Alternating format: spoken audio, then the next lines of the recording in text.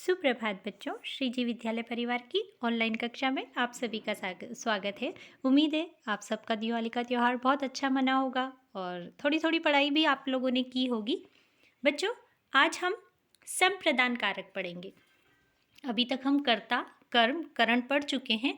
आज हम संप्रदान पढ़ेंगे। संप्रदान क्या होता है बच्चों? देखो, कर्ता जब क्रिया करता है या कोई भी व्यक्ति काम करता है तो हम उसे कर्ता कहते हैं। लेकिन जब वही काम वो किसी और के लिए करता है, जैसे जस्ट फॉर एग्जांपल मम्मा आप लोगों के लिए खाना बनाती है घर पे, है ना? तो काम तो मम्मा करती है, लेकिन किसके लिए करती है? घर के सभी सदस्यों के लिए, आप सभी के लिए। तो मम्मा संप्रदान हुई, करता है लेकिन संप्रदान हुई। तो जब कर्ता किसी और के लिए क्रिया को करता है उसे हम संप्रदान कारक कहते हैं। प्रस्तुत पाठ में हम संप्रदान कारक के बारे में पढ़ेंगे बच्चों। और संप्रदान कारक में चतुर्थी विभक्ति, संप्रदान कारक में चतुर्थी विभक्ति आती है। आप जानते हो ना बच्चों, संस्कृत भाषा में कारक विभक्तियों को रिप्रेजेंट करता है, तो हम चतुर्थी विभक्ति के बारे में पढ़ेंगे। आओ बच्चों, तो देखो, जब किसी व्यक्ति के लिए कार्य किया जाए तो उसे हम जो है संप्रदान कारक कहते हैं। यानी कि कर्ता जब काम किसी और के लिए करे तो उसे संप्रदान कारक कहते हैं। संप्रदान कारक मतलब चतुर्थी विभक्ति, और चिन्ह क्या हो गया? के लिए। ये देखो यहाँ पर के लिए, देखो, जिसके लिए क्रिया की जाए, क्रिया मतलब काम, जिसके लिए क्रिया की जाए उसे संप्रदान कारक कहते हैं। संप्रदान कारक में चतुर्थी विभक्ति प्रयुक्त होती है। इसका चिन्ह को या के लिए होता है। जैसे माता सुताय भोजनम यच्छति। अब यहाँ पर माता तो क्या हो गई बच्चों? कर्ता हो गई। क्यों? क्योंकि ये देने की क्रिया को कर रही है। यच्छति मतलब देना, और ये क्रिया है, देने की क्रिया कर रही है। और फिर देखो, भोजन हो गया कर्म। क्यों?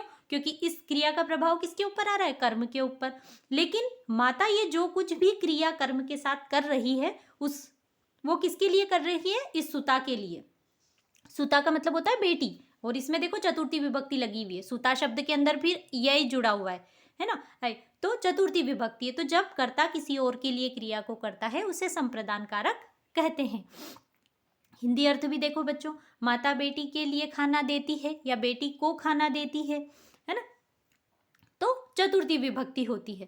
अब जैसे कि बच्चों प्रथमा विभक्ति में, द्वितीय विभक्ति में, प्रथमा विभक्ति यानी कि कर्ता कारक, द्वितीय विभक्ति यानी कि कर्म कारक, करण कारक मतलब तृतीय विभक्ति। इसी तरीके से संप्रदान कारक में चतुर्थी विभक्ति लगती है। और चतुर्थी विभक्ति के रूप भी स्त्रीलिंग, पुल्लिंग, नपुंसकलिंग में बनते हैं, एकवचन, द्विवचन और बहुवचन में। तो यहाँ पर भी देखो बच्चों, आपको कारक तालिका ही दे रखी है कि देखो पुल्लिंग में शब्दों में, अगर पुल्लिंग शब्द भी बहुत प्रकार के होते हैं बच्चों। देखो, अकारांत होते हैं, इकारांत होते हैं, उकारांत होते हैं, इकारांत, एकारांत, है ना? तो यहाँ पर अकारांत शब्दों से संबंधित आपको अभी ज्ञान कराया जा रहा है, क्योंकि आप प्रारंभिक स्तर पर हैं, है ना? तो जब भी पुल्लिंग शब्दों की चतुर्थी विभक्ति बनानी हो तो आय जोड़ा जाता है।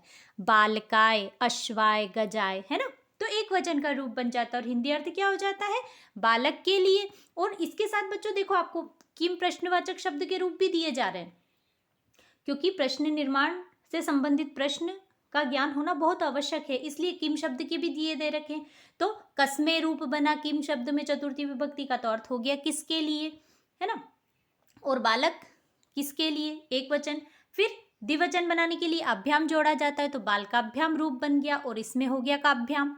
फिर बहुवचन बनाना है तो एब भी जोड़ा जाता है, रूप बनेगा बालकेब भी, और यहाँ पर बन जाएगा केब भी, है ना? फिर अगर हमारा शब्द स्त्रीलिंग का हो तो यही जोड़ा जाता है बिना किसी परिवर्तन के। तो देखो, कस्ये और बालिकाए, सुताए, कन्याए, लताए, है ना? इस प्रकार से रूप बनते हैं। फिर ऑलरेडी आकारांत है, इसलिए केवल भ्याम जोड़ा जाता है। देखो, बालिकाभ्याम, है ना? दो बालिकाओं के लिए। फिर बहुवचन बनाना है तो केवल भ्यः जोड़ा जाता है बिना किसी परिवर्तन के, तो बालिकाभ्यः, लताभ्यः, सुताभ्यः, इस प्रकार से रूप बनते हैं। फिर नपुंसकलिंग हो, अगर शब्द ना पुल्लिंग हो ना स्त्रीलिंग हो, नपुंसकलिंग हो, तो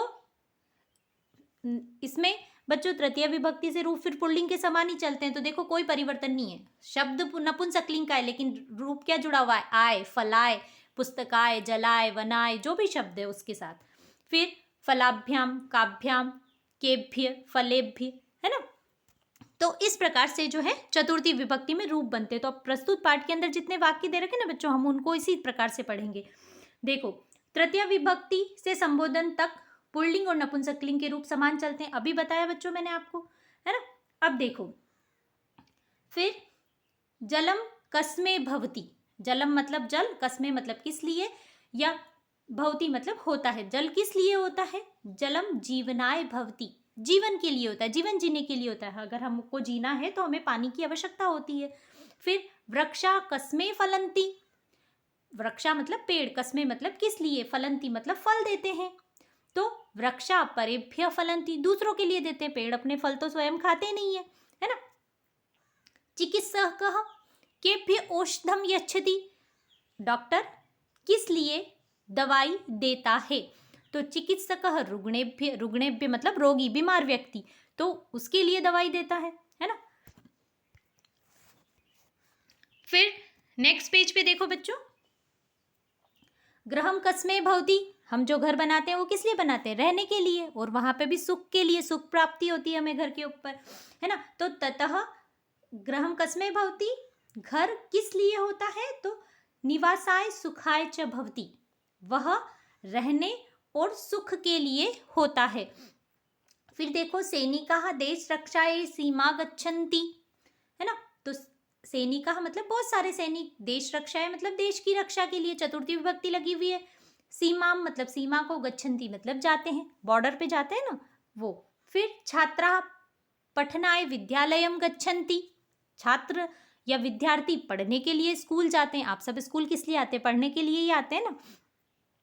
फिर देखो बालकाः क्रीडनाय क्रीड़ा क्षेत्रम गच्छन्ति, अब आप खेल के मैदान में, प्लेग्राउंड में क्यों जाते हैं, खेलने के लिए जाते हैं, है ना। तो क्रीडनाय मतलब खेलने के लिए, गच्छन्ति मतलब जाते हैं, वयम मतलब हम सब, भ्रमणाय मतलब घूमने के लिए, उद्यानम मतलब बगीचे को, गच्छामः मतलब जाते हैं, हम सब घूमने के लिए जो है बगीचे में जाते हैं। फिर देखो स्त्रीलिंग का वाक्य, माता सुताये वस्त्राणि आनयति, माता मतलब माँ, सुताये मतलब बेटी के लिए, वस्त्राणि मतलब कपड़े, बहुत सारे कपड़े, बहुवचन दे रखा है, वस्त्राणि, वस्त्रम वस्त्रे वस्त्राणि, है ना। फिर आनयति मतलब लाती है, देखो नी धातु का अर्थ ले जाना, और आनयति मतलब लाती है। फिर अध्यापकः छात्राभ्यः पुस्तकानि यच्छन्ति, बहुवचन का वाक्य, अध्यापिका बालिका विद्यार्थियों के लिए, छात्रा मतलब पढ़ने वाली लड़कियां, पुस्तकानि मतलब किताबें, यच्छति मतलब देती है। फिर द्रुम, द्रुम पेड़ का पर्यायवाची है, आप पर्यायवाची पढ़ते हैं ना, तो पर्यायवाची शब्द है द्रुमः मतलब पेड़ ही होगा, वृक्ष। सर्वेभ्य मतलब सभी के लिए, छायाम मतलब छाया, फलानी मतलब फल, काष्ठानी मतलब लकड़ी, पुष्पाणी मतलब फूल, है ना।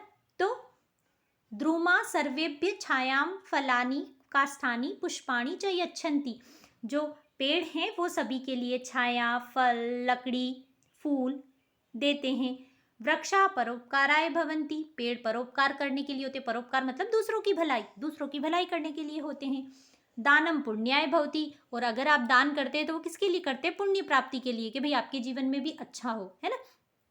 फिर छात्रा विद्याये सुखम त्यजन्ति, जो विद्यार्थी होते हैं वो विद्या के लिए सुख प्राप्त करते हैं। अगर आपको विद्या प्राप्त करनी तो आपको सुख त्यागना पड़ेगा। आप सुख कौन कौन से त्यागने पड़ेंगे, जैसे अत्यधिक खेलना आपको छोड़ना पड़ेगा, अत्यधिक टीवी देखना आपको छोड़ना पड़ेगा, अत्यधिक मोबाइल चलाना आपको छोड़ना पड़ेगा, अत्यधिक सोना छोड़ना पड़ेगा, है ना।